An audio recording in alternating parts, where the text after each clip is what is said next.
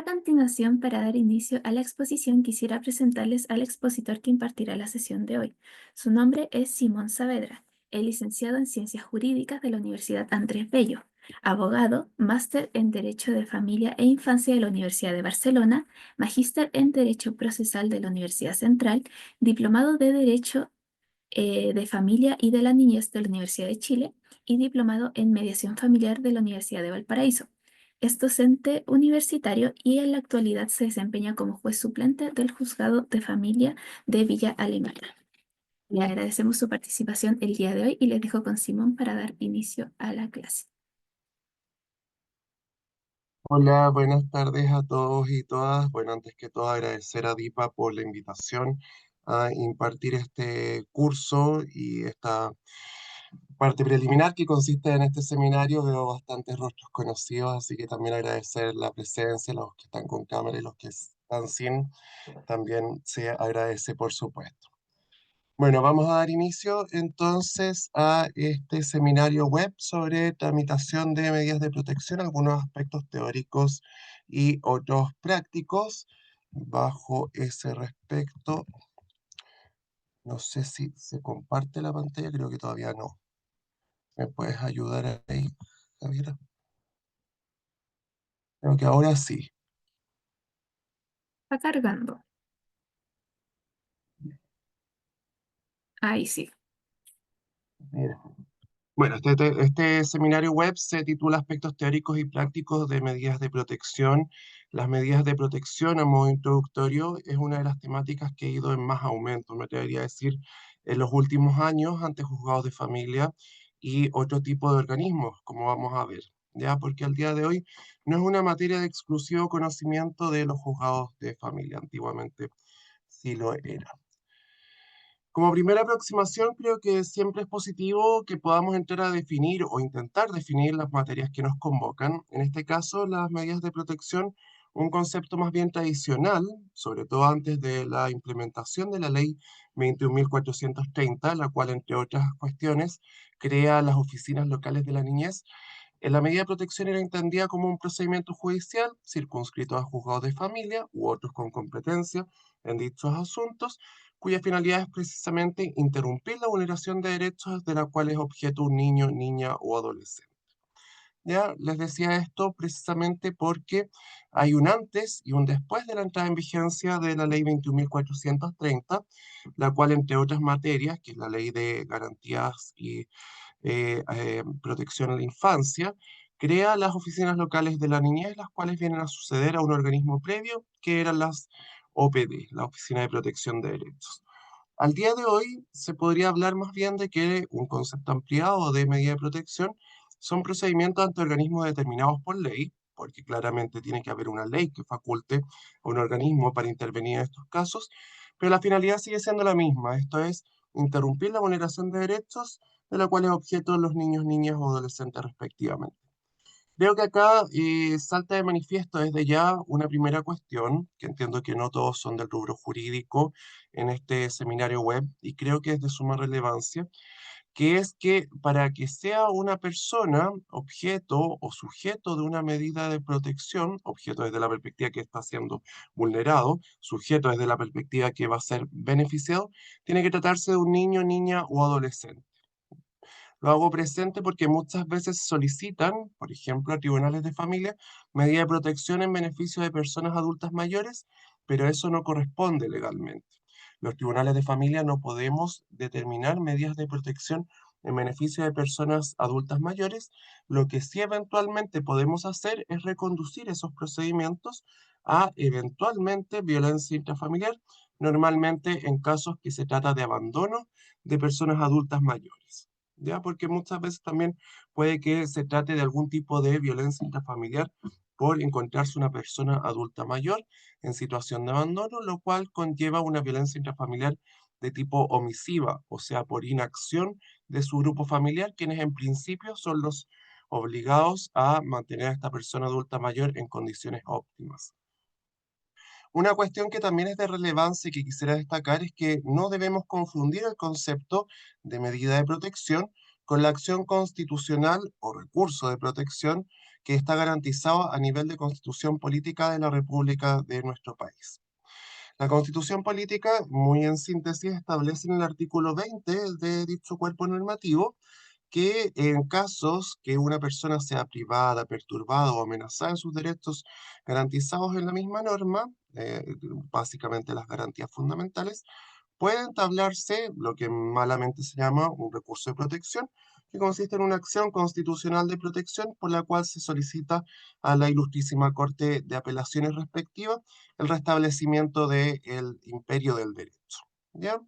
Esto es una cuestión que tiene una finalidad bastante genérica, como podrán observar, porque el restablecimiento del imperio del derecho puede ser muchísimas acciones que puede disponer la Ilustrísima Corte de Apelaciones respectiva, a diferencia de las acciones que podemos ordenar los tribunales de familia. Y por otro lado, quiero hacer presente desde ya que no son acciones del todo incompatibles. Por ejemplo, a propósito de niños, niñas o adolescentes, existen casos, y cada vez son más, de procedimientos en los cuales se inician acciones constitucionales de protección, el mal llamado recurso de protección, por personas que en su calidad de adultos, cuidadores o progenitores, no permiten que niños, niñas o adolescentes accedan al sistema de vacunas. Sistema de vacunas que está prescrito precisamente por las potestades que se le otorgan en el Código Sanitario al presidente de la República, y todo esto tiene que ver con un plan de salud a nivel nacional.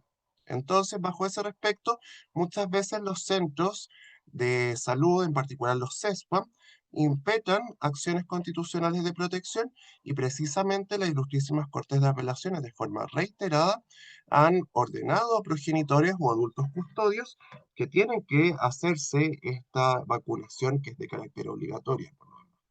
Ese es un ejemplo para que tengan claro de que una cosa es la acción constitucional de protección o recurso de protección, y otra cosa es la medida de protección. Acciones que por lo demás no son excluyentes una de otra, porque perfectamente en relación a un mismo niño o adolescente puede estarse tramitando ambas en paralelo, ya que su finalidad es distinta. Ahora prontamente veremos cuál es la finalidad de las medidas de protección ante juzgados de familia, que es lo que nos convoca. Y otra cuestión que es relevante destacar es que no es lo mismo la medida de protección ante el juzgado de familia, que responde a estos conceptos que indicaba anteriormente, a las medidas de protección que adopta la Fiscalía, el Ministerio Público. El Ministerio Público, mediante su ley orgánica constitucional, la ley 19.640, y a su turno, de acuerdo a lo prescrito en la misma Constitución Política de la República, tiene facultades autónomas y propias. ¿Ya? La Fiscalía no puede adoptar medidas cautelares, porque las medidas cautelares son medidas que son esencialmente restrictivas, por ejemplo, de la libertad de otra persona.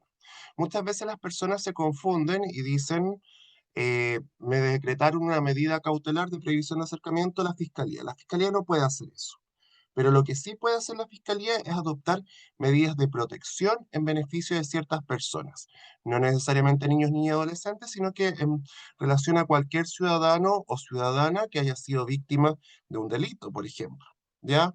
Bajo ese respecto puede establecerse por la Fiscalía respectiva que existan rondas periódicas en un domicilio. ¿Por qué? Porque esa no es una medida restrictiva o privativa de derechos o libertades de otro. Pero sí, insisto, quisiera, por ejemplo, que se establezca una medida de prohibición de acercamiento de una persona hacia otra. Eso sí tiene que ser establecido por un tribunal, ya sea un juzgado de garantía o bien un juzgado de familia, según veremos a continuación. Entonces es importante tener esas distinciones previas en cuanto al concepto de medida de protección, de forma previa a que lo vayamos a estudiar. Otras cuestiones previas que considero de relevancia destacar y que vamos a ahondar, por supuesto, en el curso la próxima semana, es en cuanto a las finalidades de las medidas de protección. Ya, las finalidades de las medidas de protección es precisamente la interrupción de la vulneración de derechos de la cual es objeto un niño, niña, adolescente. ¿Cuáles derechos en particular? Aquí creo que es de relevancia destacar desde ya que los niños, niñas o adolescentes poseen una doble protección. ¿En qué sentido? Que los niños, niñas y adolescentes, en primer término, por supuesto que son personas, mucho tiempo fueron más bien considerados objetos de derechos más que sujetos de derechos, pero niños, niñas y adolescentes tienen y poseen todos y cada uno de los mismos derechos que poseemos todos los adultos, garantizados a nivel de Constitución Política de la República, principalmente en su artículo 19, como también en tratados internacionales, en la Convención de Derechos Humanos, también a su turno en los pactos políticos y sociales que ha suscrito el país, y en particular se establecen ciertos derechos de los cuales gozan en la Convención de Derechos del Niño, como veremos. ¿Ya? Por otro lado, otra cuestión que es de relevancia y de determinar desde ya, que el procedimiento ante los juzgados de familia no es un procedimiento sancionatorio, a diferencia del procedimiento penal, el cual es eminentemente sancionatorio. ¿Pueden existir procedimientos en paralelo? Desde ya les adelanto que sí. Muchas veces existen situaciones que son eventualmente constitutivas de delito, como por ejemplo situaciones abusivas en la esfera de la sexualidad de niños, niñas y adolescentes, lo cual va a ser conocido por una parte por la fiscalía, la cual lleva la investigación y eventualmente, si posteriormente pasamos a una fase ante juzgado, por el juzgado de garantía respectivo y eventualmente incluso por el Tribunal de Juicio Oral en lo Penal, y en paralelo se va a seguir en un procedimiento ante el juzgado de familia. Pero acá creo que es importante que tengamos en claro desde ya que el juzgado de familia no busca determinar responsabilidades penales de adultos eventualmente que pudiesen haber transgredido, siguiendo la misma línea de este ejemplo, a ese niño, niña, adolescente, sino que busca el ámbito reparatorio y también ver qué tipo de medidas en su beneficio se pueden adoptar con la finalidad de que cese aquella circunstancia que es puesta en su conocimiento. Puede que eventualmente el juicio en lo penal quede en nada. Sí, efectivamente, puede que quede en nada, es muy probable por lo demás. El estándar en materia penal para condenar a una persona en nuestro país es más allá de toda duda razonable. Cuestión que exige una ardua labor probatoria, sobre todo de la Fiscalía, que es el principal organismo persecutor, sin perjuicio de que pueda haber intervención de particulares, pero puede que esa persona resulte absuelta en sede de juzgado de garantía y no obstante ello estar sujeto a ciertas medidas restrictivas o cautelares, como veremos en materia de juzgados de familia. Una cuestión también que quisiera destacar y que lamentablemente es un error muy común en los abogados, y lo hago presente sobre todo en los abogados porque son quienes en teoría debiesen tener el conocimiento jurídico, que consideran de que las medidas cautelares son en sí mismas un fin en el procedimiento proteccional. Y eso no es así. El procedimiento proteccional, su finalidad es precisamente interrumpir, cesar la vulneración de derechos de que es objeto este niño, niña o adolescente, y no, por ejemplo, que se suspenda un régimen comunicacional entre un progenitor o una progenitora y un niño. Muchas veces el petitorio de los requerimientos proteccionales se solicita un cuidado personal proteccional provisorio o se solicita una suspensión de régimen comunicacional o una prohibición de acercamiento o un abandono del hogar común. Esa no es la finalidad del procedimiento proteccional, esas son medidas eminentemente accesorias y transitorias, o sea que duran ciertos lapsos, como veremos. Este es un procedimiento que es eminentemente inquisitivo. Para que ustedes tomen en consideración, los procedimientos en nuestro país pueden ser de dos tipos, básicamente. Uno es dispositivo, que es que básicamente el órgano jurisdiccional, o sea, los tribunales, se mueven a requerimiento de parte y en los procedimientos inquisitivos son procedimientos más bien en que los tribunales actúan oficiosamente, o sea que estamos obligados por ley a adoptar ciertas medidas y a darle una consecuencia lógica al mismo. En este sentido, es un procedimiento en el cual se le otorgan amplias facultades al juez o a la jueza respectiva. No es un procedimiento contencioso. Procedimientos contenciosos, para que se entienda, puede ser alimentos, cuidado personal, relación directa y regular, etcétera, que si bien son procedimientos que también, por supuesto, que tienen un beneficiario, que puede ser niño, niña, adolescente, no guardan relación con una eventual vulneración de derechos de que pudiese estar siendo objeto este niño, niña, adolescente. Por tanto, el tribunal adopta un rol más bien pasivo si bien se otorgan facultades oficiosas al tribunal, pero lo lógico y lo que ocurre en la práctica es que cada parte tenga su abogado respectivo y mediante su abogado respectivo formulan las solicitudes que en derecho correspondan. En cuanto al marco normativo, la principal norma, en este caso a nivel supranacional, es la Convención de Derechos del Niño. La Ley 19.968 es la que crea los tribunales de familia. La Ley 16.618, Ley de Menores, sobre todo su artículo 30. La Ley 21.302, que crea el Servicio de Protección Especializada de la Infancia y de la Adolescencia, que se le llama Servicio Mejor Niñez, que viene a suceder a CENAME para los aspectos proteccionales al menos. Y la Ley 21.430, que es la Ley de Garantías Integrales de la infancia. Esto entre otros cuerpos normativos, porque como les indicaba previamente, tenemos que considerar que a nivel macro, los niños también son garantizados mediante la Constitución, convenciones internacionales de todo tipo y también otro tipo de tratados internacionales precisamente por su calidad de personas. Organismos que intervienen en materia de medidas de protección, encontramos la policía, carabineros, policía de investigaciones, puede intervenir de alguna u otra forma, ya que precisamente ante ellos muchas veces se formulan denuncias. Los colegios son un gran colaborador que tenemos los tribunales de familia en el sentido de que son quienes en el día a día viven y vivencian cuáles son los eventuales cambios que pueden estar afectando a un niño o niña adolescente. Y muchas veces también actúan como requirentes, o sea, como quien formula la denuncia respectiva, o bien otorgando y proporcionando información al tribunal que es solicitada. También en idénticos términos los servicios de salud en cuanto a que pueden detectar cuáles son las falencias, por ejemplo, en relación a cuáles han sido los controles a que ha sido llevado ese niño, niña, adolescente, o bien un profesional psicólogo o psicóloga o médico en el ámbito de salud mental u otra especialidad, la cual pueda recibir la develación de un niño sobre alguna situación de todo tipo que podamos imaginar.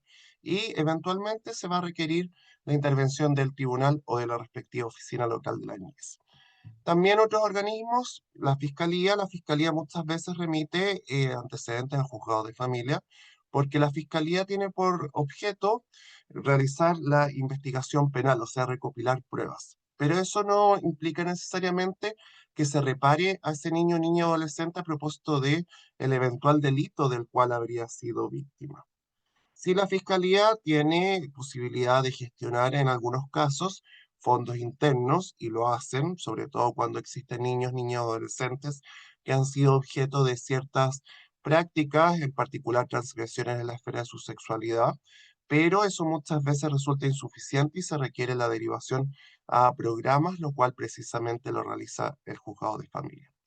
También la Oficina Local de la Niñez, que es un organismo recientemente creado, y los juzgados con competencia en familia, que pueden ser de dos tipos en síntesis, los juzgados mixtos, que son los juzgados que conocen de todos los tipos de materia, familia, penal, laboral, civil, que son sobre todo pensados en comunas más pequeñas, y los juzgados de familia, que son juzgados especializados en la materia de familia.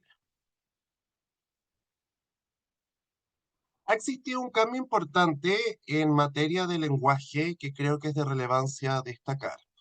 Desde un tiempo a esta parte ya no hablamos de menores, propiamente tal. No obstante, existe legislación todavía que sigue refiriendo a menores. Menores, en este caso, incluso estaba amparado dicho término precisamente por la existencia de los juzgados de menores. El año 2005, ya a próximos 20 años, se establecieron los juzgados de familia, los cuales vinieron a suceder a los juzgados de menores. En este sentido, es de relevancia destacar que existe todo un cambio de paradigma a contar de la Convención de Derechos del Niño. En este caso, la Convención de Derechos del Niño, si bien es ratificada por nuestro país en el año 1990, recién a 15 años de su entrada en vigencia cambiamos de juzgados de menores a juzgados de familia. Por otro lado, todavía existe normativa vigente al día de hoy que alude a menores, como es la ley 16.618, la ley de menores, y a su turno también en este caso tenemos que considerar que existen ciertos conceptos que nuestra legislación todavía mantiene, como es el caso del menor adulto en materia del Código Civil y otros tipos de conceptos que podemos encontrar a lo largo de distintas legislaciones. En este caso, la Convención de Derechos del Niño no distingue entre niños, niñas y adolescentes. ¿Ya? Para la Convención de Derechos del Niño, es niño toda persona menor de 18 años. Nuestro país, los 18 años, sabemos que marca un hito importante precisamente porque se asume la mayoría de edad. En este caso, la Convención de Derechos del Niño, cualquier persona tenga 4, tenga 16 o tenga 14 años, va a ser considerado niño. No obstante ello, en nuestra ley de tribunales de familia, la ley 19.968, y en la ley 21.430 sí se marca la diferencia. Se distingue entre niño, que es una persona entre los 0 y 14 años, y a su turno adolescente, que es entre 14 y menos de 18 años. Esto sin perjuicio que, a propósito de ciertas, por ejemplo, bebés, muchas veces se ocupa la palabra lactante u otros similares. Eso no es del todo inapropiado, pero es lenguaje que no está recogido a nivel de legislación. También existe al día de hoy ciertas críticas al concepto de adolescente. Adolescente es un concepto que precisamente se estima que pudiese ser peyorativo, ya que precisamente adolece alguien que carece de algo. ¿Ya? En el mismo sentido que en sus tiempos se estimaba que menor era un concepto un tanto peyorativo y por eso precisamente existe todo este cambio en materia de la forma en que nos referimos a los niños, niñas y adolescentes. Se tiende a utilizar más bien la palabra joven al día de hoy y además también se recoge de esta forma una cuestión que va en franco ascenso, lo queramos o no, que es la realidad de los niños y niñas trans, precisamente porque el concepto joven es un concepto más bien neutro. Creo que es un concepto que pudiese recoger todo lo que se solicita conforme a la normativa vigente a propósito de la identidad de género. Eso en cuanto a el tránsito que hemos tenido de la palabra menores a niños, niñas y adolescentes y también considerar especialmente que ha existido un cambio del rol en el Estado respecto a las vulneraciones de niños, niñas y adolescentes, porque antes de la implementación de los tribunales de familia, o sea, antes de la ley 19.968, próxima a cumplir 20 años, encontrábamos que precisamente había todo un procedimiento que veía al niño, niña, adolescente, menor en dicha época, precisamente como un objeto de protección. ¿Ya? Por eso hoy en día se habla más bien de que los niños, niñas y adolescentes son sujetos de derecho. Ha existido todo lo que es un cambio en el paradigma versus encontrarnos con un procedimiento que ante los juzgados de menores era por escrito, que era ante principalmente un actuario, que había ciertos roles como por ejemplo las visitadoras sociales que iban y se constituían en los domicilios de los niños y niñas y adolescentes, que muchas veces había un rol sancionatorio hacia niños, niñas y adolescentes de alguna u otra forma. Al día de hoy, el rol del Estado es precisamente protector y de intentar velar por los derechos de ese niño, niña o adolescente respectivamente, y también se pretende de alguna u otra forma que este sea un rol eminentemente subsidiario. Eso creo que es de mucha relevancia porque en principio, frente a situaciones que atañen a niños, niñas o adolescentes, son principalmente los progenitores o cuidadores o la familia los principales y las principales llamados a intervenir, más que los tribunales de familia. Los tribunales de familia o eventualmente las oficinas locales de la niñez tienen un rol más bien subsidiario, o sea, en el evento de que no se logre interrumpir esta vulneración de derechos, recién tienen que intervenir. En esta lámina, bueno, encontramos una serie de derechos que son garantizados precisamente por la Convención de Derechos del Niño. Recordar lo mismo que les decía anteriormente, que en este caso creo que es de relevancia destacar que los derechos de los niños, niñas o adolescentes, o de la infancia, para hablar más bien en términos generales, no son los únicos los garantizados en la Convención de Derechos del Niño. La ley 21.430, de reciente entrada en vigencia, ley sobre garantías de la infancia, precisamente viene a concretar ciertos derechos de niños, niñas o adolescentes, y viene a reiterar algunos de los que se encuentran garantizados en la Convención. En cuanto a la tramitación ante los juzgados de familia de las causas por medida de protección. Las causas por medida de protección son causas que se les aplica una nomenclatura que es la letra P, ¿ya? P de papá, P de protección, para que lo tengan claro. O sea, cada vez que ustedes vean una causa cuyo RIT, que es el rol interno único, rol interno del tribunal, perdón, que comience con una P, en este caso va a ser una causa por medida de protección. Vamos a ver algunos aspectos sobre esto para que después podamos pasar a la ronda de preguntas y también podamos responder sus consultas. ¿Ante quién se puede interponer una medida de protección? Se puede interponer ante carabineros, ante la policía de investigaciones, directamente ante el juzgado respectivo. En cuanto a la competencia de los juzgados de familia, el artículo 8, número 7 de la ley 19.968, que es la ley que crea los tribunales de familia, es la norma principal en esta materia, por lo que les indicaré a continuación. Esta norma le otorga competencia al juzgado de familia para conocer de todos aquellos asuntos en que aparezcan niños, niñas o adolescentes gravemente, y destaco la palabra gravemente, vulnerados o amenazados en sus derechos, respecto a los cuales se requiere adoptar una medida de protección a los términos de lo dispuesto en el artículo 30 de la Ley de Menores.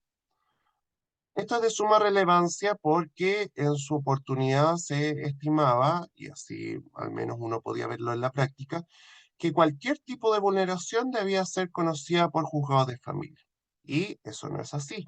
El tenor literal del 8 número 7 que estamos comentando es que la vulneración de derechos o amenaza de vulneración de derechos tiene que ser grave. Esto precisamente se condice con el rol subsidiario del Estado. El Estado no es el llamado a intervenir cuando existen vulneraciones de mínima entidad o vulneraciones que pueden ser solucionadas por otra vía. No obstante ello, al día de hoy, la ley 21.430, que es la ley que crea las oficinas locales de la niñez y que a su turno también establece una serie de garantías de la infancia, le otorga competencia en este constructo de protección y desprotección a las oficinas locales de la niñez en el evento de existir algún tipo de vulneración de menor entidad, o sea, vulneraciones leves o moderadas. Por tanto, en definitiva, es importante que tengan claro que los tribunales de familia solamente conocen aquellos asuntos de grave vulneración. Eso quiero que les quede muy marcado porque eso determina precisamente la competencia. O sea, si el juez o jueza de familia estima que es una situación de menor entidad, debe declarar su incompetencia y remitirlo a la oficina local de la niñez si estima que puede ser necesario que se adopte algún tipo de medida de protección administrativa o bien directamente rechazar el requerimiento.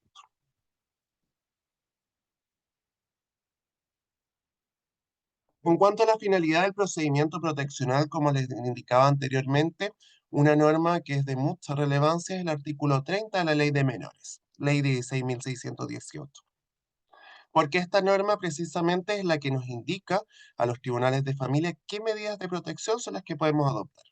La medida de protección no es la previsión de acercamiento, la medida de protección no es el cuidado personal provisorio.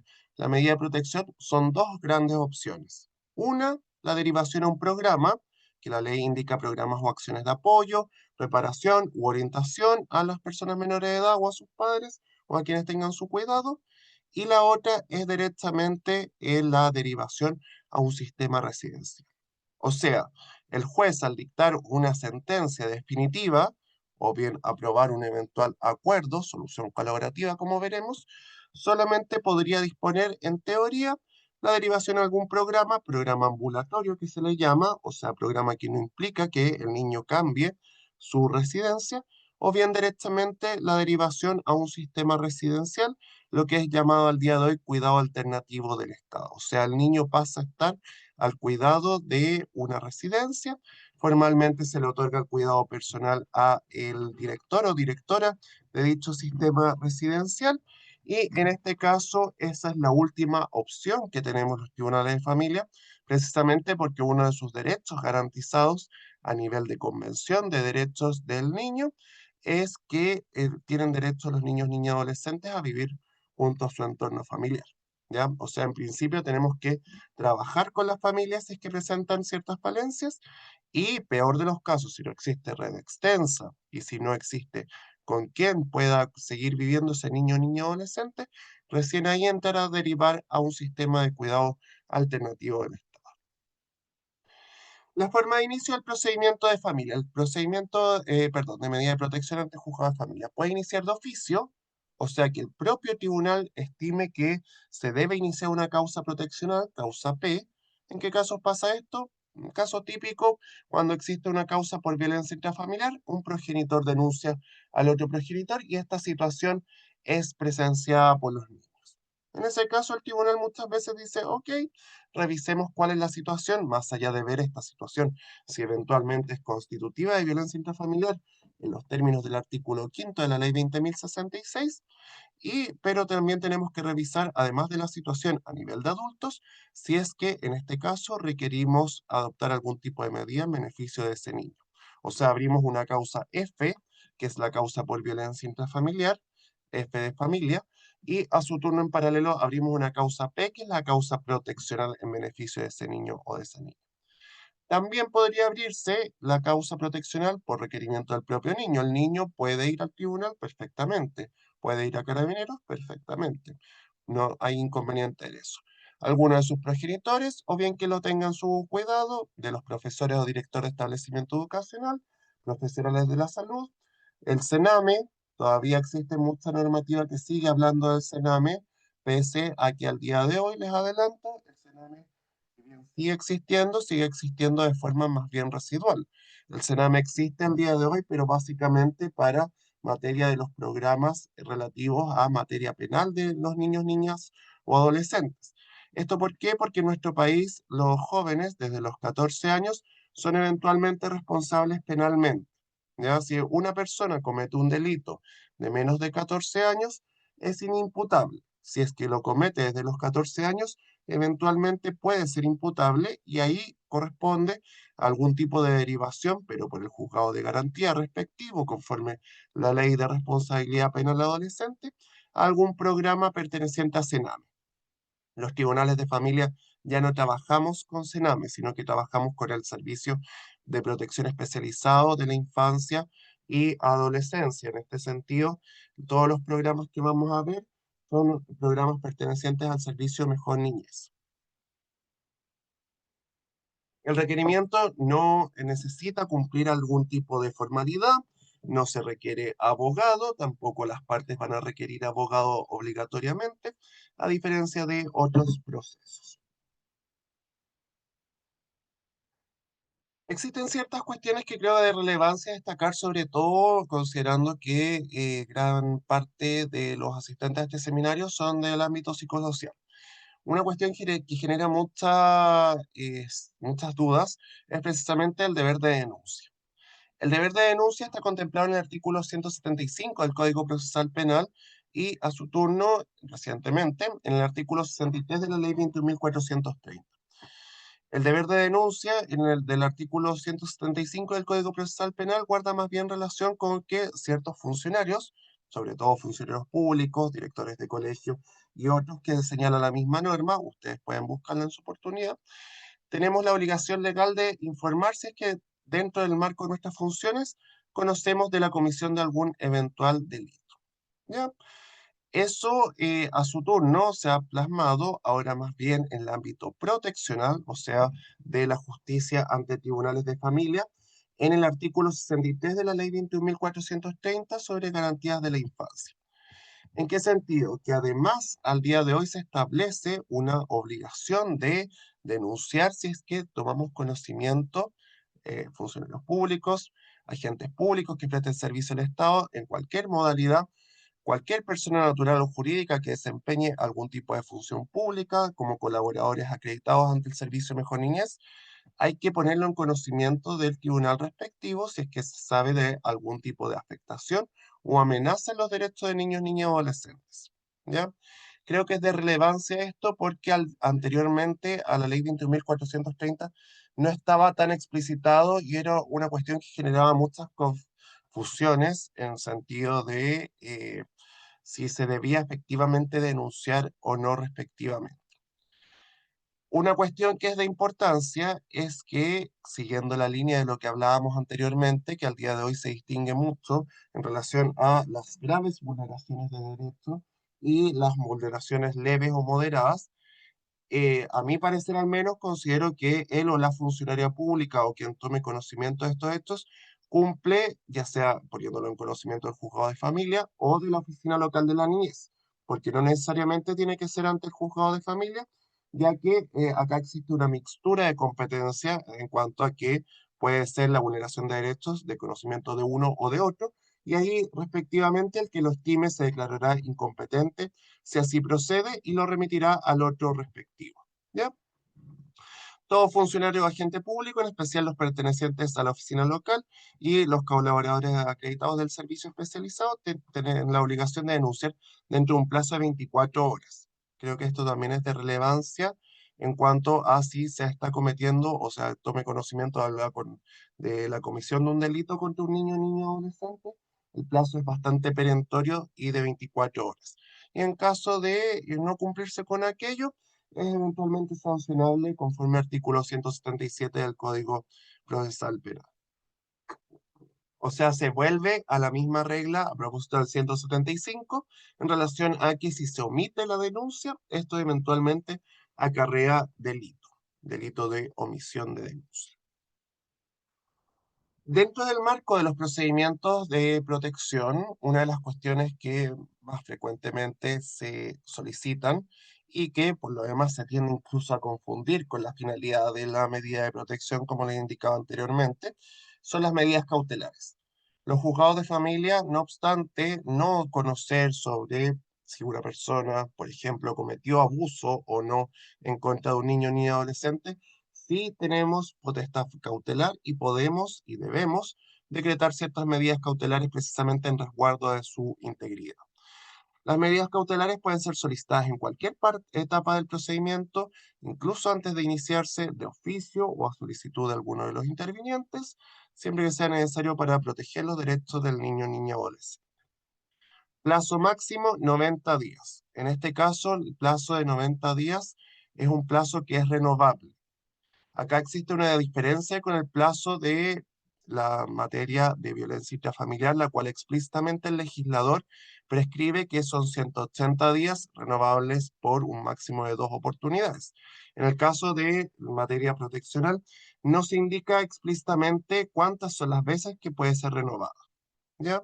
Creo que esa es una distinción de bastante importancia, y esto de los 180 días, al menos en materia de violencia intrafamiliar, igualmente es un tanto cuestionable al día de hoy porque hay muchas instituciones que solicitan su renovación amparados precisamente en la Convención del EMDUPARÁ, que previene toda forma de violencia en contra de la mujer y pudiese ser discutible, pero al menos en materia proteccional no hay inconveniente que el plazo máximo son 90 días y es renovable sin establecerse un máximo de renovaciones. ¿Son apelables las medidas cautelares? Son efectivamente apelables. En este caso se concede la apelación en el solo efecto devolutivo. ¿Qué significa esto en términos sencillos? Que si alguien quiere apelarla, o sea, recurrir ante el superior jerárquico, igualmente tiene que cumplirse la medida cautelar. Esto en la práctica, siendo bien honestos, muchas veces genera distintos problemas, porque puede establecerse un cuidado personal proteccional, por ejemplo, en beneficio de X persona, la otra parte no queda de acuerdo, por tanto apela, y se apela probablemente cuando se conozca en la corte respectiva del recurso, puede que hayan transcurrido los 90 días, que es el máximo legal. Esa es una situación bastante común en la práctica. Pero en definitiva, la medida cautelar tiene que ser cumplida mientras no medie una orden, ya sea del superior jerárquico o del mismo tribunal en contrario. Otra cuestión importante es la taxatividad, o sea, cuáles medidas cautelares pueden ser decretadas. En este caso, el artículo 22 de la Ley de Tribunales de Familia establece que existiría una taxatividad, o sea, que solamente podrían ser decretadas las medidas del artículo 71 de la misma ley. Esto igualmente ha sido objeto de cierto debate. Hay criterios dispares porque también a la luz de la ley de garantías, ley 21.430, pudiesen entenderse por algunos que hay otro tipo de medidas cautelares que pudiesen ser decretadas. ¿Cuáles son estas reglas? Perdón, ¿cuáles son estas medidas cautelares? Las siguientes. La entrega inmediata de un niño a quien tenga su cuidado.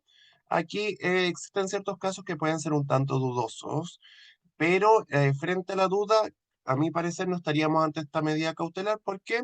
Porque puede que un niño precisamente no esté del todo claro quién tiene su cuidado. Y en ese caso ya corresponde que se aporte prueba, que se dé una situación de eventualmente un juicio por cuidado personal si así correspondiese. Y puede, siempre que no se aporten los antecedentes necesarios, en este caso, ante la duda, sería mejor abstenerse.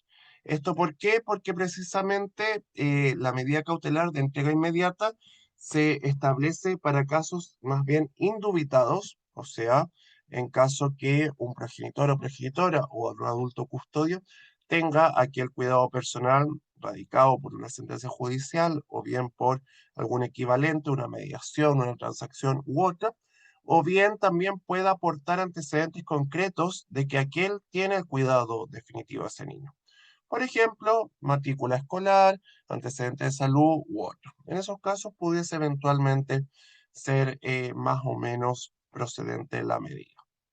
Obviamente esto en el caso de que haya un otro que se niega a hacer entrega voluntaria de ese niño, niña adolescente. La segunda medida cautelar es el cuidado personal provisorio en casos de urgencia. Ahí se tiene que acreditar la urgencia, o sea, todos yo creo que entendemos más o menos que un caso de urgencia guarda relación con un riesgo inminente. Y en caso de que se acredite esta urgencia, hay que preferir a los consanguíneos más cercanos o con relación de confianza. El ingreso a programas de familia de acogida o centro residencial, esto es el cuidado alternativo del Estado. Siempre es una última opción. Se requiere la presencia del niño y si es que el niño no está, se le debe citar a una audiencia lo más próximo posible a primera hora. La concurrencia del niño o sus padres a ciertos programas también puede ser dispuesto como medida cautelar y la suspensión del régimen comunicacional, antiguamente llamado visitas, también puede ser sostenido y solicitado como medida cautelar. También puede prohibirse o limitarse la presencia del ofensor en el hogar común, prohibirse o limitarse la concurrencia del ofensor al lugar de estudio del niño, otros lugares donde permanezca o lo concurra habitualmente, la internación en establecimientos hospitalarios psiquiátricos o de tratamiento especializado. Esta es una medida la cual es bastante compleja decretarla, pero que lamentablemente, dada la salud mental como se encuentra en nuestro país al día de hoy, es de cada vez más ocurrencia y es compleja por un tema práctico que guarda relación con precisamente que nuestro país lamentablemente carece de camas de hospital, más de camas para hospitales psiquiátricos frente a crisis, y también de que muchas veces incluso existe una cierta resistencia del rubro médico, porque el rubro médico emplea criterios que son distintos al criterio jurídico para precisamente decretar una internación u hospitalización. Entonces eso a veces resulta un tanto complejo en la práctica,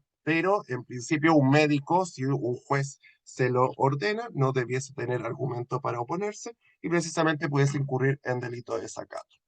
También la prohibición de salida del país del niño, niña o adolescente se puede decretar como medida cautelar, lo que es considerado una suerte de arraigo nacional.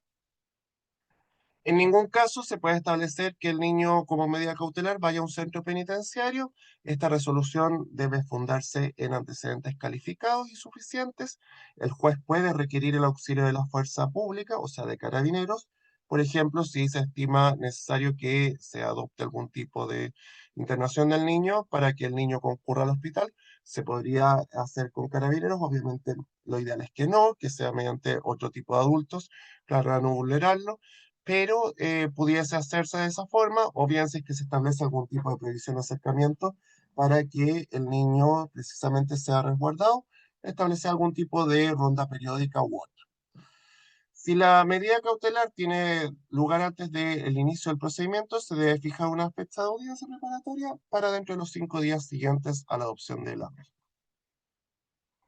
La audiencia preparatoria, el procedimiento proteccional se sustenta básicamente sobre la base de dos audiencias, que una es la preparatoria, la otra es la de juicio. La de juicio es eventual, la preparatoria en teoría es una audiencia que sí o sí tiene que operar siempre y en algunos casos pudiese operar incluso una audiencia previa, que es la audiencia preliminar que realizan algunos juzgados de familia. Audiencia preliminar, por lo demás, que no está establecida expresamente en nuestra legislación, solamente está establecida en casos de ley de identidad de género de jóvenes de entre 14 y 18 años. La audiencia preparatoria debe ser agendada dentro de 5 días de iniciado el requerimiento. Esto, en teoría, sabemos la carga de los tribunales de familia muchas veces impide esta situación. Se cita a los padres, al niño, a las personas que tengan bajo su cuidado y a todos quienes pueden aportar antecedentes. O sea, si por ejemplo hay algún abuelo, alguna abuela, algún tío, alguna tía que estime que puede aportarse antecedentes mediante esa persona, se le puede citar y más si es eventualmente, puede que alguna de estas personas, terceros, eventualmente detente el cuidado por alguna situación de urgencia. Se debe informar el motivo de la comparecencia, informar los derechos y deberes, responder inquietudes, indagar sobre la situación proteccional del niño y en este caso determinarse las personas si es que hay alguna que pudiese estarlo vulnerando. Se puede exponer por los intervinientes lo que estimen, y acá hay una cuestión que es de relevancia, que es si el juez estima que en este caso cuenta con todos los antecedentes suficientes para dictar una sentencia de inmediato, puede hacerlo en etapa de audiencia preparatoria. Por eso les decía que la audiencia de juicio es una audiencia eventual. La única opción en que el juez tiene que sí o sí avanzar a etapa de audiencia de juicio es en el caso que estime que puede adoptarse la medida de sistema residencial, o sea, cuidado alternativo del Estado. La audiencia de juicio. La audiencia de juicio es la audiencia posterior a la audiencia preparatoria. En la audiencia preparatoria se establece cuáles son los medios probatorios. Normalmente son los diagnósticos clínicos especializados, que es el DCE, en algunos tribunales todavía sigue siendo el DAM, que es la informe de calificación diagnóstica, y una vez recibida dicha información, se va a estar a la audiencia de juicio. En la etapa de audiencia de juicio tiene que recibirse la prueba y emitir una decisión por parte del juez, o sea, determinar si es que ha existido y ha quedado suficientemente acreditado que ha habido una vulneración de derechos de ese niño o niña adolescente y cuál estima que es la medida más conducente para el restablecimiento de sus derechos y la duración de la misma. Pero siempre de forma previa el juez debe indagar cuál es la posibilidad de algún tipo de solución colaborativa. Esto se liga íntimamente con el artículo 14 de la Ley de Tribunales de Familia, que establece precisamente el principio colaborativo. Como les decía anteriormente, los tribunales siempre adoptan un rol subsidiario a las decisiones que puedan adoptarse directamente por la familia, siempre que aquello no sea vulneratorio, por supuesto, de los niños. Si no es posible solución colaborativa, se debe fundar la necesidad y conveniencia de la medida, indicar los objetivos y el tiempo. La sentencia tiene que dictarse de inmediato de forma oral.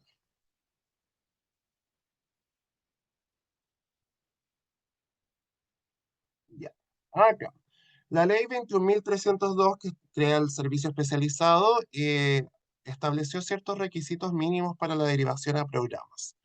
Se debe indicar la identificación de los datos del niño, niño adolescente, el adulto responsable, o sea, con quien se va a trabajar principalmente, cuáles derechos se estiman vulnerados, cuáles son las acciones concretas esperadas, cuál es la línea de acción y programa y la definición del programa, indicándose el proyecto sugerido si es que se estima y en la causa P, o sea, la causa proteccional, o bien en una causa X, que es la causa por cumplimiento de la medida de protección, realizarse el seguimiento y monitoreo de la medida.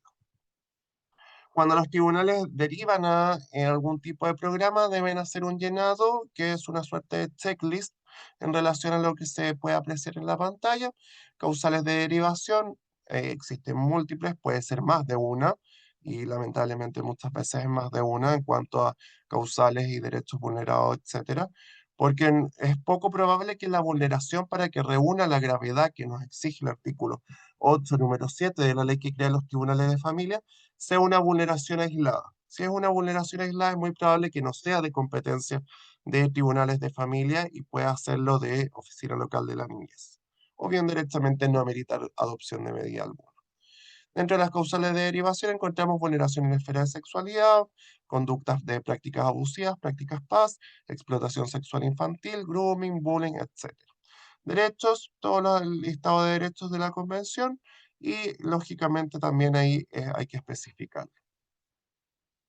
Objetivos, en este caso hay que ver los objetivos generales y a su turno las consideraciones individuales.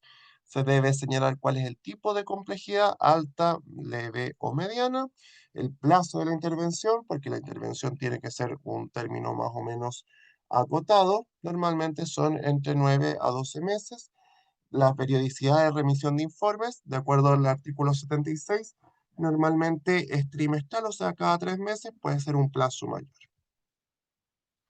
Para derivar a un programa se requiere determinar primero la línea, que son las modalidades que tiene el servicio de protección especializada, por la cual se desarrolla el objeto.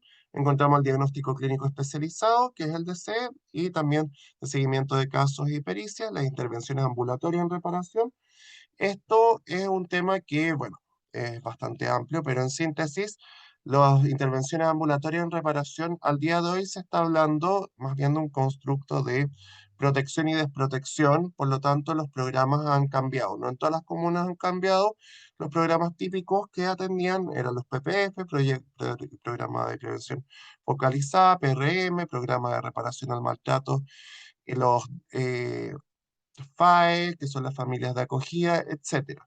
Pero al día de hoy, con la entrada en vigencia del Servicio Mejor Niñez, de forma progresiva se ha ido cambiando este paradigma y en definitiva lo que se pretende es que exista una intervención más bien de índole integrada en cuanto a la vulneración o no, más que en cuanto a situaciones focalizadas. Ya en ese sentido, no se trata de que un niño que haya sido víctima de X vulneración de derechos sea necesariamente derivada a X vulneración a X programa interventor. Por ejemplo, los proyectos clásicos, un niño que ha sido vulnerado en la esfera de su sexualidad probablemente sea derivado a un programa PRM. Al día de hoy puede perfectamente ese niño ser derivado a otro tipo de programa, como es un AFT, en las comunas que existe ese programa, que en definitiva viene a ser un apoyo familiar territorial, que significa la sigla FT, y o bien otro tipo de programa. ¿Ya? ¿Por qué? Porque precisamente se trata de abarcar la situación de una forma un poco más integral, más que únicamente ese hecho vulneratorio.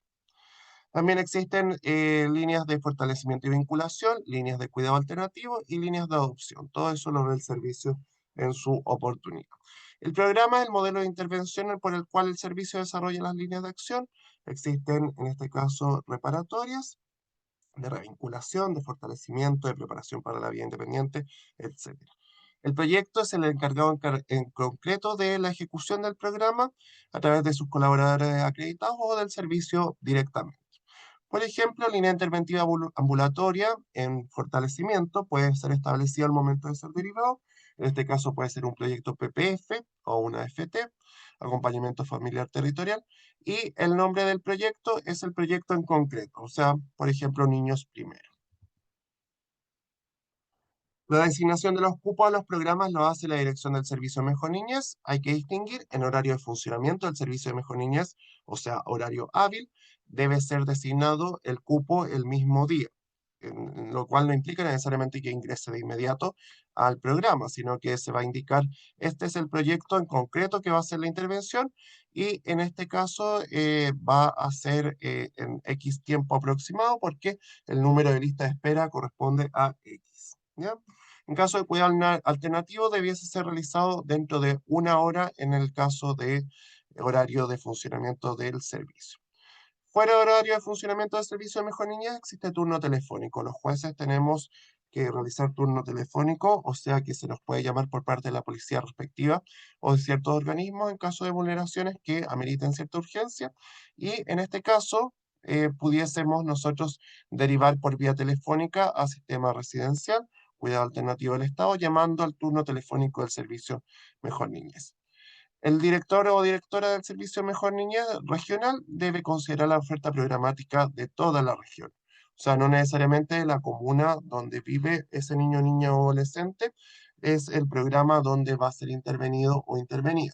Lo cual también genera ciertos problemas, por supuesto, más allá de que se valora ese esfuerzo, porque también existen regiones que son bastante extensas y precisamente más allá de un cuidado alternativo o bien cuidado alternativo en cuanto a familia de acogida o cuidado alternativo del Estado directamente, lo que se propende y en teoría debiese propenderse es a la revinculación y a que el niño sea restaurado en su derecho de vivir en familia, por tanto existe un ámbito territorial el cual no deja de ser de menor relevancia. En cuanto a los recursos que se pueden interponer en contra de la resolución que acoge una medida de protección, esto es un tema más bien jurídico, pero se puede interponer apelación, casación en la forma, eventualmente si es una sentencia dictada por Ilustrísima Corte de Apelaciones, casación en el fondo. La apelación debe ser interpuesta por escrito, plazo de 5 días en cuanto a las medidas cautelares y plazo de 10 días si lo que se ataca es la sentencia definitiva. Solo efecto evolutivo, por tanto, en su oportunidad igualmente debe ser cumplido lo ordenado por el tribunal de primera instancia. Existen ciertos problemas con los plazos de las resoluciones de los tribunales superiores en cuanto a Cortes de Apelación y Corte Suprema, como se ha indicado, y también existen ciertas cuestiones en cuanto al derecho a ser oído entre tribunales superiores de justicia. Muchas veces el derecho a participación, lamentablemente, eh, cuesta que sea concretado ante tribunales superiores de justicia, o sea, cortes de apelaciones o Corte Suprema directamente, precisamente porque no se cuenta con los medios técnicos. La Corte de Apelaciones o la Corte Suprema no tienen un consejero técnico, por ejemplo, no, el recurso humano en cuanto a curadora al ítem, como veremos a continuación, también es un recurso escaso y creo que eso complejiza el derecho a participación ante tribunales superiores. La causa X es la causa de cumplimiento, la cual en su oportunidad se abre después de tramitada la causa P, que en esta causa se van a remitir los informes que se solicitaron al respectivo programa, ya sea ambulatorio o residencial, o bien incluso profesional psicólogo o psicóloga o u otro interventor particular. Nada obsta que la medida de protección puede ser una intervención de carácter particular. En este caso se debe dar cuenta de los objetivos establecidos, del plan de acción y el informe debe ser remitido trimestralmente. Siempre se pueden modificar estas medidas de protección. Esto genera un efecto bastante curioso a nivel jurídico, porque en principio cuando se dicta una sentencia de cualquier tipo, esta sentencia debiese ser un tanto inmodificable, dicho de alguna forma, que es lo que se llama el efecto de la cosa juzgada. En este caso, sí se permite modificar, que genera lo que se denomina jurídicamente la cosa juzgada formal, cuando existan circunstancias que lo justifiquen y se puede suspender, modificar o dejar sin efecto la medida.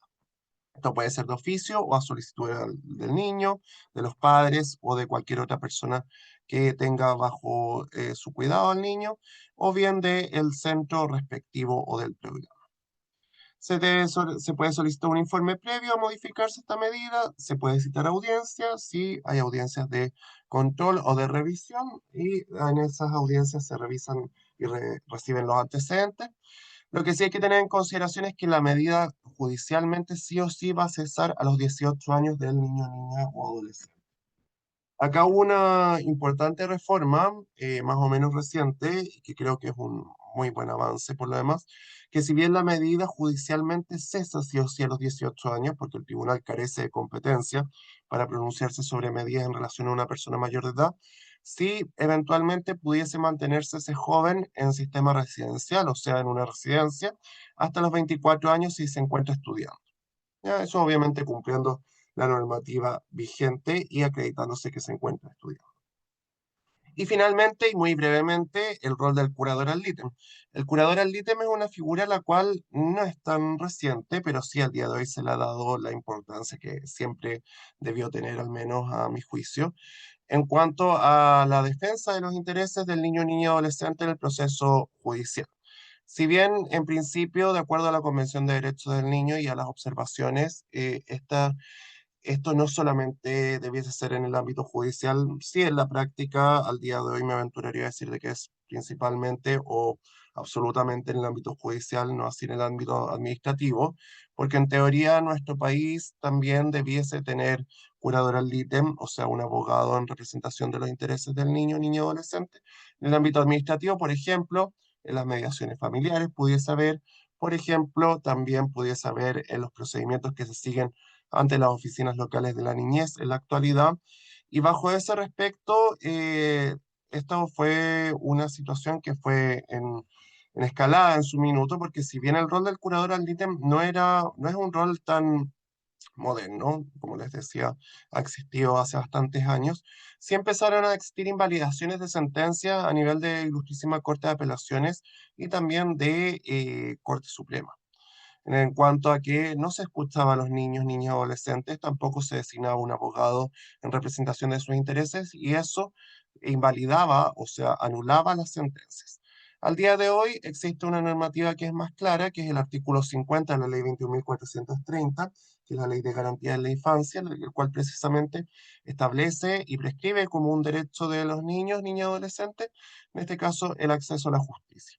Por otro lado, también tenemos el artículo 18 de la Ley 19.1968, en la cual precisamente a propósito de los procedimientos proteccionales se sanciona con nulidad si no se ha intervenido por parte del curador ad litem. En otros procedimientos se tiende, y esa es la tendencia, valga la redundancia, a designar. No obstante ello, no existe una sanción en específico explícita. En materia proteccional sí existe esta sanción de nulidad de todo lo obrado, pero en otros procedimientos, principalmente en procedimientos que impliquen algún tipo de eventual decisión que afecte la vida de ese niño, niña, adolescente desde la perspectiva de su integridad física o psíquica, se designa curador. Se designa curador al día de hoy principalmente en materias de cuidado personal, de relación directa y regular, ambos llamados antiguamente tuición y visitas respectivamente, y en causas sobre paternidad. Cada vez más se está designando curador al ítem, reclamación de paternidad o de maternidad, cuestiones que antes eran entendidos más bien como una cuestión bastante sencilla de resolución en cuanto a que se determina que una persona es progenitor o progenitora por una prueba de ADN, o sea, una realidad biológica. Al día de hoy, las paternidades y maternidades, como ha ido evolucionando precisamente a nivel psicosocial, sobre todo, esto ha traspasado al mundo jurídico también. Y hoy en día la paternidad o maternidad, respectivamente, no se ve como algo meramente biológico muchas veces, y por tanto ese niño o niña adolescente también requiere que sea debidamente defendidos en juicio sus intereses.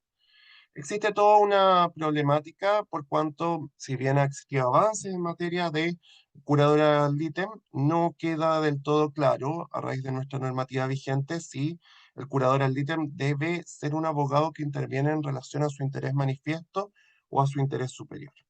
Esto es una cuestión bastante extensa, pero en síntesis guarda relación con que no podemos afirmar, conforme nuestra legislación explícitamente, que el abogado el curador, el curador sea efectivamente abogado del niño, o sea, que en este caso sea quien representa su interés manifiesto, seguir estrictamente las instrucciones de su mandante, del niño, niña, adolescente, o bien él o ella, él o la curadora, ponderar los antecedentes y determinar y esgrimir los argumentos que él o ella estime mejor conforme a su interés superior.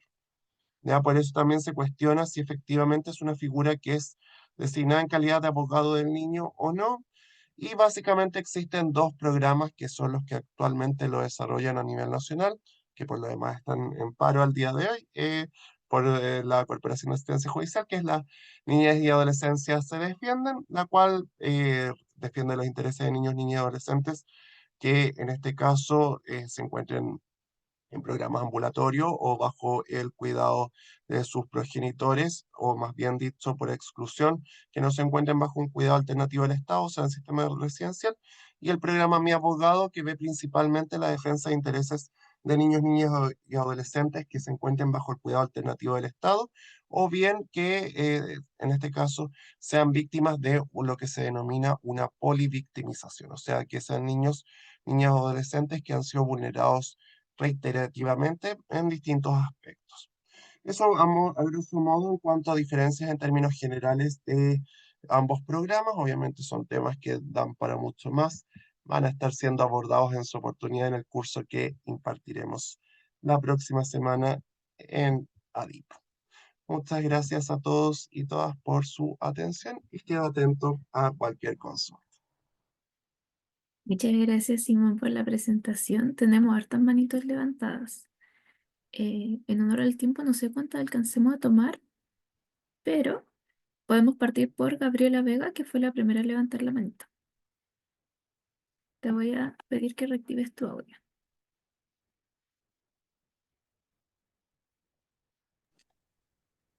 Hola, ¿se escucha? Gracias, sí. Bueno, primero que todo, muchas gracias por la presentación, muy claro, todo muy preciso. Y tengo dos preguntitas, más que nada porque trabajo justamente en esta área reparatoria, soy abogada de una unidad de atención a víctimas municipal que se dedica efectivamente a trabajar con nuestros niños, niñas y adolescentes. Y primero, la primera pregunta va apuntada a lo siguiente. La OLN siempre tiene que conocer de todos los casos de la comuna. Por ejemplo, si a mi institución se deriva un caso desde fiscalía o desde, no sé, nos solicitan apoyo desde un colegio y efectivamente hacemos el ingreso a terapia reparatoria psicológica, necesariamente yo tengo que informar eso a la OLN, tiene que pasar este caso por la OLN o no es necesario porque ya estaríamos haciendo como todas las gestiones administrativas y también obviamente asociadas al ámbito reparatorio. Y la segunda, bueno, eso es la primera pregunta, sí. Ya, en relación a esa pregunta, entiendo que guarda relación con si ustedes ya están haciendo una intervención y necesariamente tendría que pasar por OLN, ¿cierto?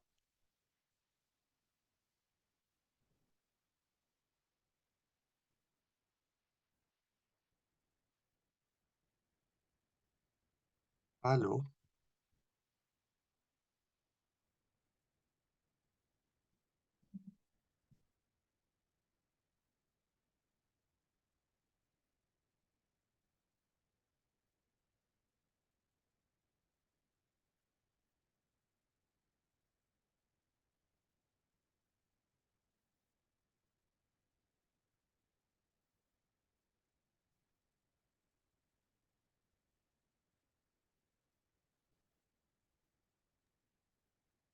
Simón, ¿te pegaste?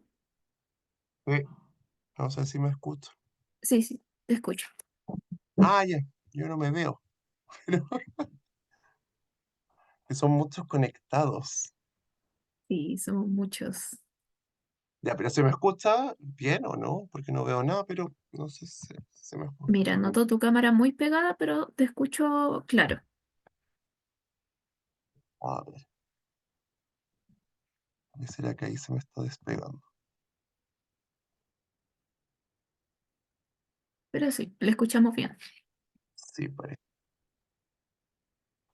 Ya, respondiendo a la pregunta, si la entendí bien, guardaba relación con si frente a una situación de eventual vulneración de niños, niñas y adolescentes ya se encuentran realizando la intervención respectiva, igualmente había que ponerse en conocimiento de la OLN.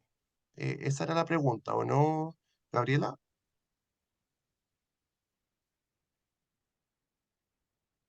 Ahí no te Sí, perdí. sí, efectivamente, esa era la pregunta. Claro, va apuntada a que si ya, por ejemplo, tengo al niño que sufrió una vulneración, ejemplo, de delito sexual, la lista en PRM sabemos que efectivamente es muy, muy larga la lista de espera. Entonces, mi institución tiene la posibilidad de comenzar su terapia desde ya, desde los primeros agendamientos con los padres, posterior la terapia con el niño. Entonces, a eso va apuntada mi pregunta, si efectivamente Me quedó tengo claro. que pasar sí o sí por OLN o partimos nosotros desde ya y posterior si se pesquisa algo, obviamente se va a evaluar si se va a OLN o tribunal. Ya. Yo creo que hay que distinguir. En primer término, de acuerdo al artículo que yo les copié ahí en el PowerPoint, ustedes en su calidad de funcionarios públicos tienen que poner en conocimiento del respectivo organismo si saben si ha existido una vulneración de derechos, ¿ya? Pero eso no obsta, a que la OLN, en teoría aplicándose un criterio de realidad, al igual como lo haría un tribunal de familia, en su oportunidad, porque la OLN puede adoptar medidas de protección administrativas, al igual que como podemos los tribunales de familia, podemos judiciales, obviamente esa es la gran distinción, estimar lo que no es necesario. Ya, por ejemplo, casos más típicos, los tribunales de familia día a día recibimos denuncias que se conoció, por ejemplo, una situación de vulneración en la esfera de la sexualidad de un niño que fue abusado en XX motivo. Pero ese niño si ya está siendo atendido por una psicólogo y hay un fiato, hay una vinculación psicoterapéutica, yo no lo voy a derivar a un PRM por un tema de que precisamente soy iatrogénico y es sobreinterventivo. Lo mismo debiese hacer la OLN y obviamente si es que ustedes le ponen en este antecedente de que ya se encuentra en intervención, la OLN no va a decir esto no es grave, esto es, uno omite pronunciamiento sobre eso, sino que más bien uno se pronuncia sobre que en definitiva ya está siendo intervenido.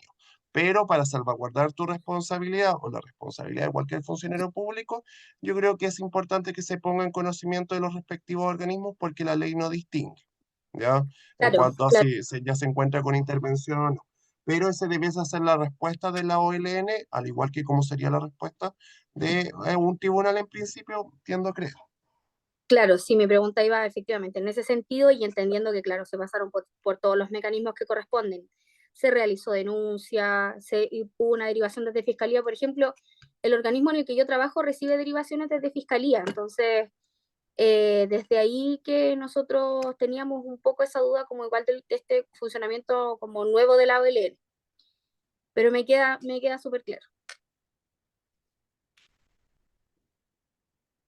Ahora voy a dejar que Javiera Gallegos active su micrófono para que pueda hacer su consulta. Buenas noches, profesor. Mi duda consiste en la oficina local de la niñez. ¿Qué medidas puede tomar a diferencia de las que usted comentó respecto de las que puede tomar un tribunal de familia? Básicamente son las mismas medidas. Lo único que tiene la diferencia, las oficinas locales de la niñez, a diferencia, valga la redundancia, de los juzgados de familia, es que los juzgados de familia tienen la posibilidad de exigir un comportamiento a las personas, porque son precisamente un juzgado. Por tanto, tienen lo que se llama legalmente el poder de imperio. ¿En qué sentido? Que si no se cumple una medida decretada por un juzgado de familia, puede imponerse algún tipo de apercibimiento, multa, arresto o eventualmente ser constitutivo de un delito que es el desacato. Pero acá en definitiva, en cuanto a medidas, propiamente tal, entiéndase intervención ya sea para derivarse un PRM, un PPF, una FT, dependiendo de la comuna en que nos encontremos, son básicamente las mismas. Lo que sí, si el grupo familiar no tiene adherencia a este programa al cual ha sido derivado administrativamente, la OLN tendría que ponerlo en conocimiento del tribunal respectivo para que el tribunal lo obligue. Y por otro lado, otra cuestión que es de suma relevancia, que diferencia la OLN y los juzgados de familia, es que la OLN claramente no puede decretar medidas cautelares.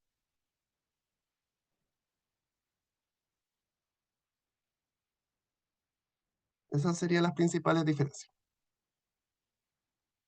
Simón, tenemos hartas preguntitas más, pero ¿para cuánto tendremos tiempo? ¿Una preguntita más será?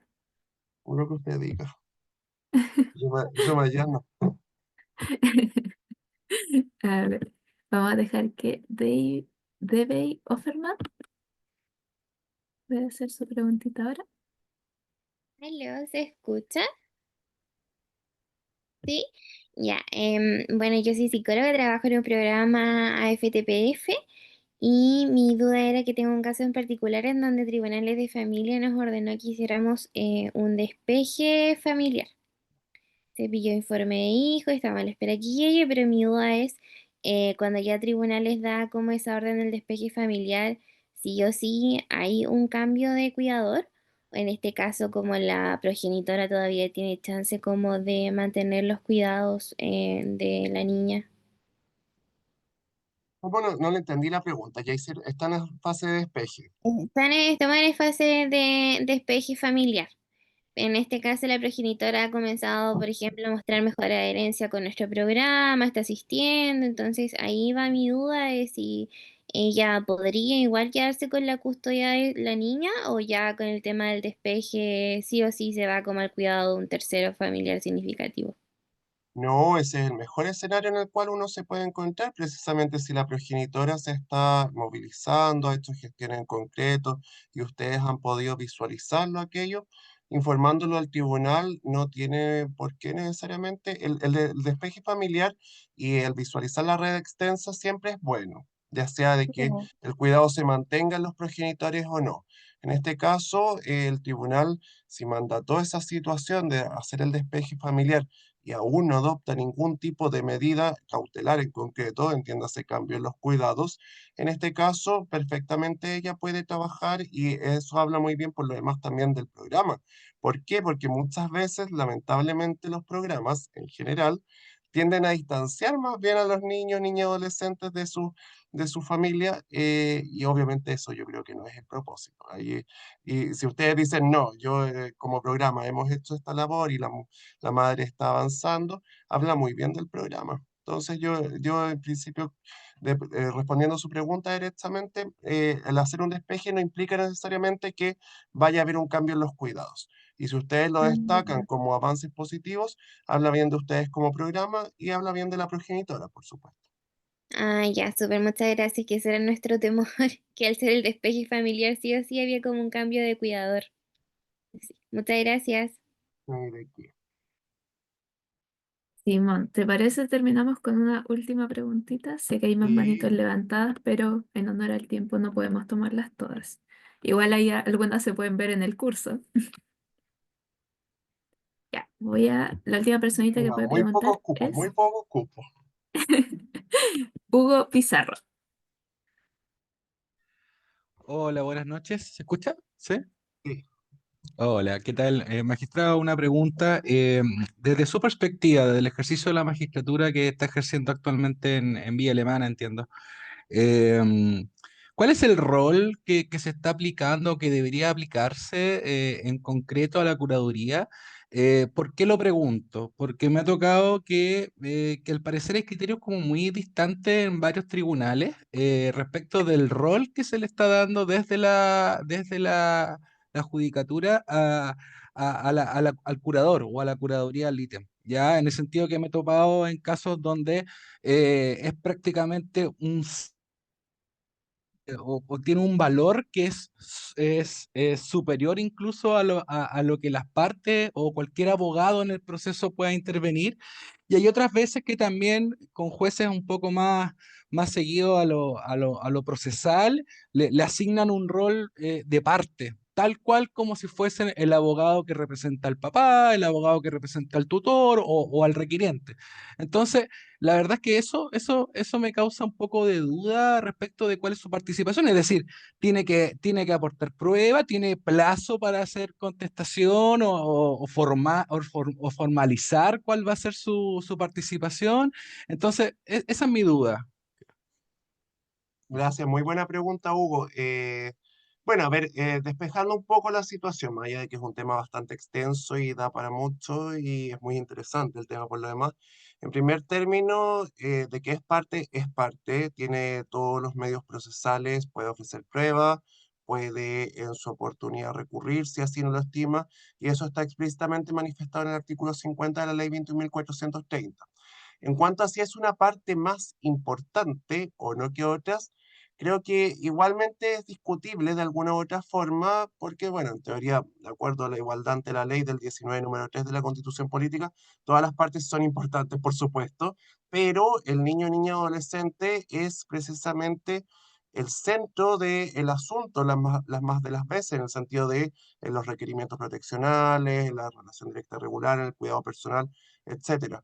¿Cuál es el rol que en concreto los tribunales tenemos que darle a lo que manifieste el curador ad litem? A mi juicio, y esto es una opinión meramente personal, el rol del curador ad litem guarda más bien relación con defender el interés manifiesto del niño, niña o adolescente. ¿Ya? ¿Por qué digo esto? Porque a mi juicio, insisto que es una opinión personal, el interés superior del niño, niña o adolescente es una cuestión que tiene que ser ponderada por el tribunal en su oportunidad conforme los medios probatorios. El interés manifiesto, por supuesto, de ese niño, niña, adolescente es uno de los factores a determinar en su oportunidad, y bajo ese respecto creo que es importante y muy importante su opinión, pero no es el único factor. Siguiendo esta misma línea, es importante considerar también que este interés manifiesto no es una prueba, por supuesto, entonces también requiere actividad probatoria de las partes, del mismo curador ad litem en su oportunidad, a fin de ser ponderado, pero creo que es un rol muy importante, por supuesto, el del curador ad litem. No necesariamente implica.